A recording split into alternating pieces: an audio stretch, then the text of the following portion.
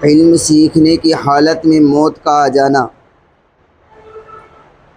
جناب رسول اللہ صلی اللہ علیہ وسلم نے ارشاد فرمایا،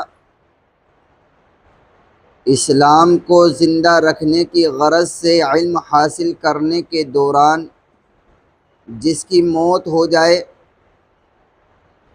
تو جنت میں اس کے اور نبیوں کے درمیان صرف ایک درجے کا فرق ہوگا۔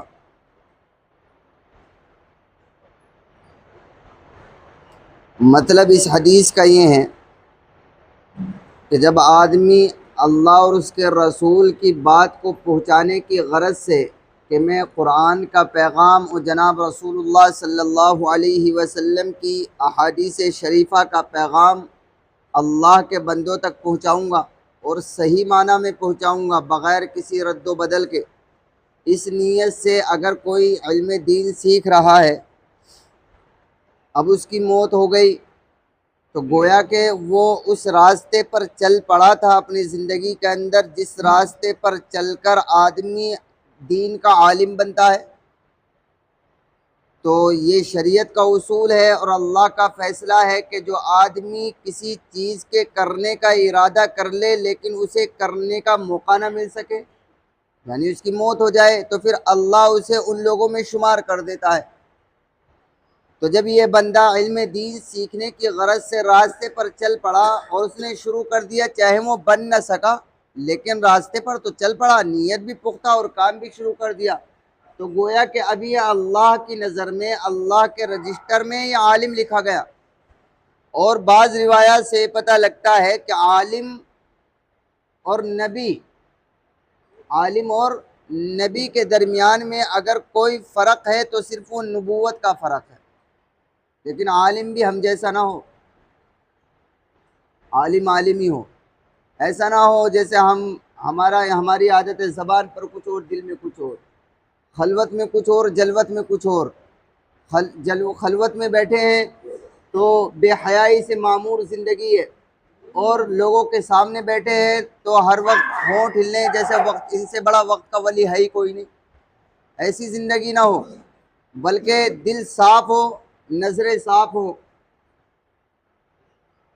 جس معنی میں صحیح اور ڈھنگ کا عالم ہونا چاہیے وہ عالم ہو جسے کہتے ہیں عالم بعمل، علماء حق میں شامل ہو، علماء سو نہ ہو کہ اپنے مفاد کی خاطر جہاں دین کی بات چھپانی پڑی چھپا گئے اور جہاں دین کی بات پہنچانی پڑی پہنچا گئے، بس یہ دیکھا کہ فائدہ ہمارا کس میں ہے۔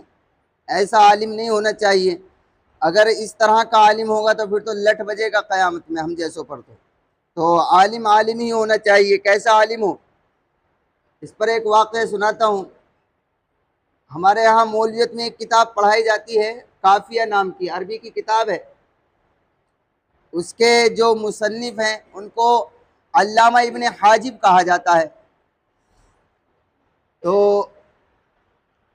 تیمور لنگ ایک بادشاہ گزرا ہے، اس دنیا نے سنا ہوگا، تیمور لنگ لنگڑا تھا، یہ وقت کا بادشاہ انہی کے دور کے یہ بھی تھے۔ تو ایک مرتبہ تیمور لنگ کے دربار میں گئے کسی کام سے، اپنے مفاد کی خاطر نہیں، کسی کام سے گئے۔ اب تیمور لنگ لنگڑا تھا، جب بیٹھتا تھا تو اس کی ٹانگ سیدھی رہتی تھی، مڑتی نہیں تھی۔ اب علامہ ابن حاجب جب گئے تو اس کے تو تیمور لنگ کے تو گارڈ جو بھی چپراسی تھے وہ اس طرح کھڑے ہوئے تھے ارد گرد، تیمور لنگ وہ علامہ ابن حاجب گئے اور بادشاہ کی طرف کو ٹانگ پھیلا کر بیٹھ گئے۔ حالانکہ علامہ ابن حاجب لنگڑے نہیں ہیں، ٹھیک ہیں، لیکن بادشاہ چونکہ ٹانگ پھیلا کر سامنے کوئی بیٹھا تو علامہ ابن حاجب بھی اپنی ٹانگ پھیلا کر بیٹھ گئے، کوئی بات نہیں۔ تیمور لنگ کے لوگوں نے کہا کہ بڑی عجیب بات ہے کہ یہ آپ اس طرح کیوں بیٹھ گئے، تو بادشاہ کی بے ادبی ہے، آپ کو تو صحیح بیٹھنا چاہیے۔ کہا کہ پھر یہ کیوں بیٹھا ہے؟ کہنے لگے تو معذور ہے۔ تو علامہ ابن حاجب نے کہا میں مجبور ہوں۔ کہ کیا مطلب؟ کہا کہ ایک عالم دین کی طرف یہ وقت کا بادشاہ اپنی ٹانگ پھیلائے، ارے ادھر ادھر کو موڑ لے، گردن کر لے بس میری طرف کو۔ کہا کہ ایسا کیوں، یہ تو گھمنڈ ہو گیا۔ کہا گھمنڈ نہیں ہوا، تم گھمنڈ سمجھتے ہو، سمجھو تمہاری سمجھنے سے مجھ پر کیا فرق پڑتا ہے کہ جب کل کو دنیا بدلے گی تو لوگ کہیں گے کہ علامہ ابن حاجب نام کا ایک عالم تیمور لنگ کے دربار میں گیا تھا اور وہ اس کے دربار میں جا کر دو زانو ہو کر بیٹھ گیا تھا، گویا کہ بادشاہ سے ڈر رہا تھا۔ لوگوں کو کیا پتا میرے دل کا۔ کہ اس لیے ٹانگ پھیلا کر بیٹھا ہوں تاکہ کل کو آنے والا عالم یہ کہہ سکے میری مثال دے کر کہ عالم جب بادشاہوں کے دربار میں جاتا ہے تو وہاں بھی جا کر جھکتا نہیں ہے. کیوں؟ میں جھک جاؤں ٹھیک ہے، لیکن میرا علم کی تو توہین ہے کہ علم کی توہین نہیں کی جا سکتی. تو عالم ہو علامہ ابن حاجب جیسا تو وہ تو کل قیامت کے دن نبی کے ارد گرد رہے گا.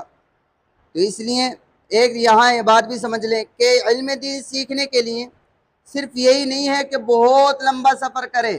مثال کے طور پر یہ گھر ہے اور یہاں سے اگر علم دین سیکھنے کے لیے مسجد میں بھی آ رہا ہے تب بھی وہ اللہ کے راستے میں ہے، اور اگر یہاں سے آتے ہوئے اس کی موت ہو گئی تو وہ اللہ کے راستے میں انتقال کیا ہے اس نے. اب لوگ سمجھتے ہیں دور جائیں گے، تو جب بھی ایسا نہیں ہے، 2 قدم بھی چلیں گے تب بھی وہ اللہ کے راستے میں ہیں. اس لیے ہمیں علم دین سیکھنے کی نیت بھی کرنی چاہیے، بلکہ ہم یہ کہتے ہیں کہ جب آدمی گھر سے چلے نماز کے لیے تو اچھی نیت کر لے، کہیں سفر میں جائے تو اچھی نیت کر لے. جیسے ہمیں دہلی جانا تو یہ نیت کر لے بھئی راستے میں اگر مجھے کوئی ملا یا کہیں بھی کوئی عالم مجھ سے کوئی دین کی بات سیکھوں گا، تو اس نیت پہ اگر اللہ نہ کرے کوئی حادثہ آتا ہے تو فیصلے اللہ کے ہاں اچھے ہو جائیں گے. اللہ تعالیٰ عمل کی توفیق